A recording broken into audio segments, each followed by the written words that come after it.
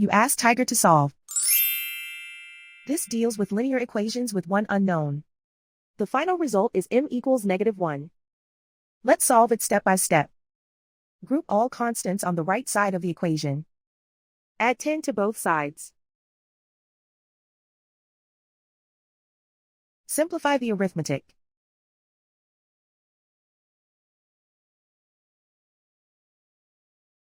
Isolate the m. Divide both sides by -10. Cancel out the negatives. Simplify the fraction. Move the negative sign from the denominator to the numerator. Simplify the fraction.